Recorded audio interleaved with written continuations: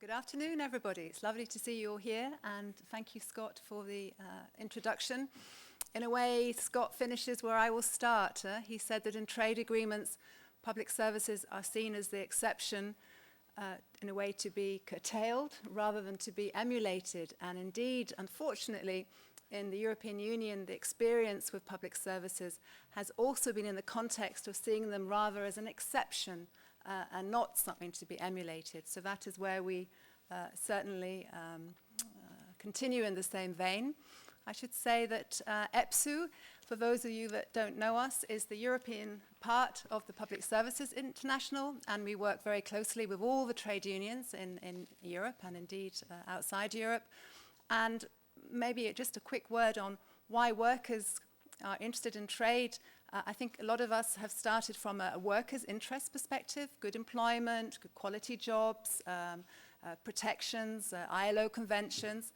And in a way, we've broadened out in the trade union movement to also see other human rights as being as important. And indeed, you may have a good income and a good job, but if you cannot afford your hospital care, if you don't have good access to a school in your neighborhood, then clearly there's something wrong. So for us, very much the issue of workers' rights and quality work and quality public services go very much together, not least because to have good services, you clearly need to have good workers involved in providing that.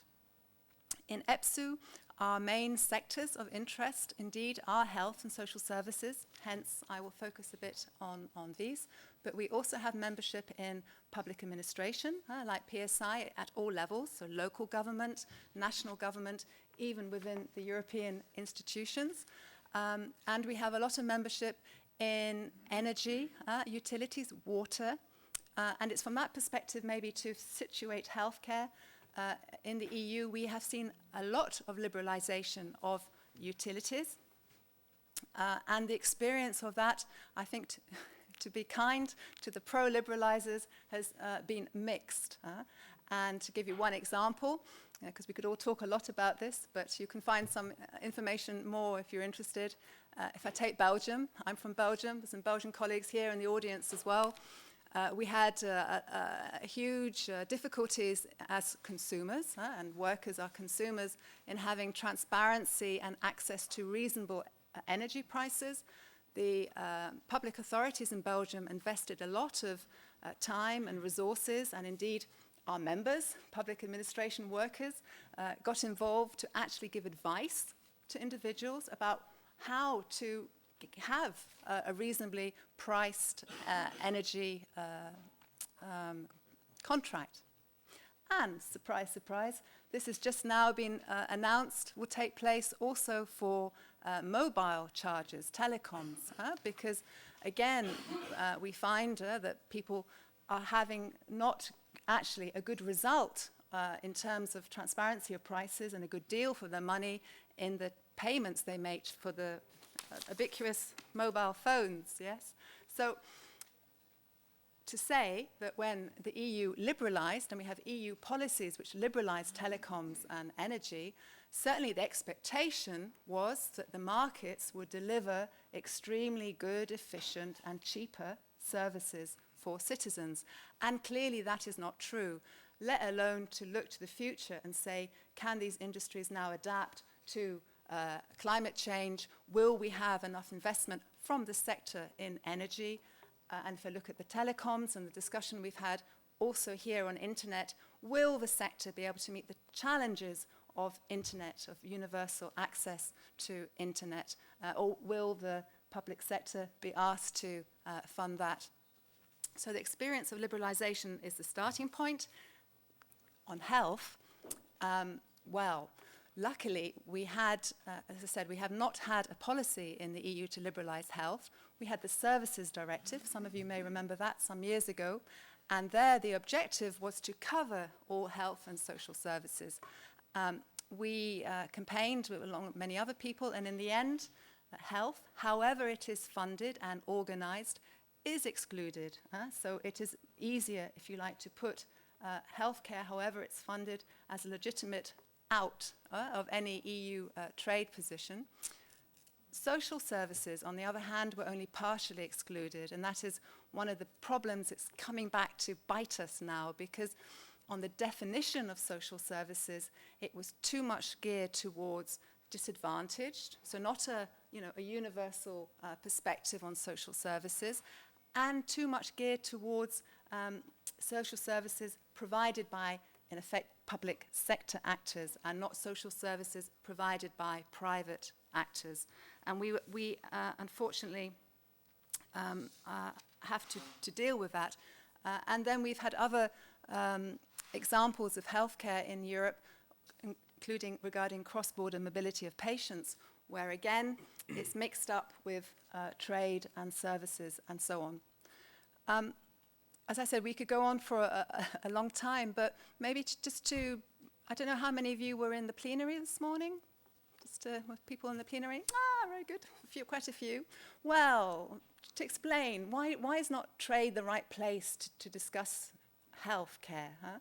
You remember the Director General from CERN, he actually quite interestingly avoided mentioning anything to do really with trade and innovation. But what he said was that science, in a way, is motivated not by profit-seeking or competitiveness. It's motivated by curiosity and the need to solve a problem, and the energy that young people can bring into science to cooperate with each other, to find solutions to problems. And he gave some examples of innovation, if you like, through science, which was interesting. And he built up an argument to then say how we can take these innovative scientific discoveries and use them. And he ended up giving the example of the PET scan in the hospitals. I don't know if you remember.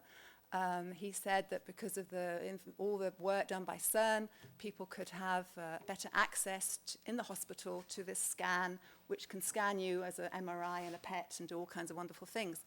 But, I mean, the point is, on all of this is not the right starting point, because the person in the hospital may not need the scan. It may not be something that responds to their problem. It's not just because you produce something that you have to use it.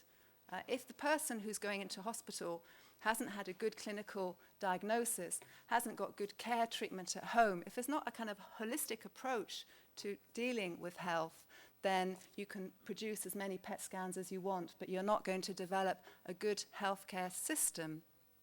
So my conclusion to this first round is that if we want to develop good public services, and I agree very much with Scott that people want good public services, look at the US today, look at Obamacare, look how difficult it is to try and go backwards to sort out problems which have developed too far, yeah? I mean, if we want to have better use for our money, and certainly in healthcare, and we have some references in the paper that I can certainly circulate with great pleasure, there's absolutely overwhelming evidence that public healthcare systems are much more efficient at reducing all kinds of problems and health concerns, because they're based on a good use, a better use of resources directed towards needs and not directed towards shareholders. So the evidence is clear. We want to keep healthcare, but all public services, including water, which again we have managed until now to keep out of EU liberalisation policy, but by the skin of our teeth, as they say, we want to keep them out of all trade agreements, and we look forward to working with all of you on that. Thank you.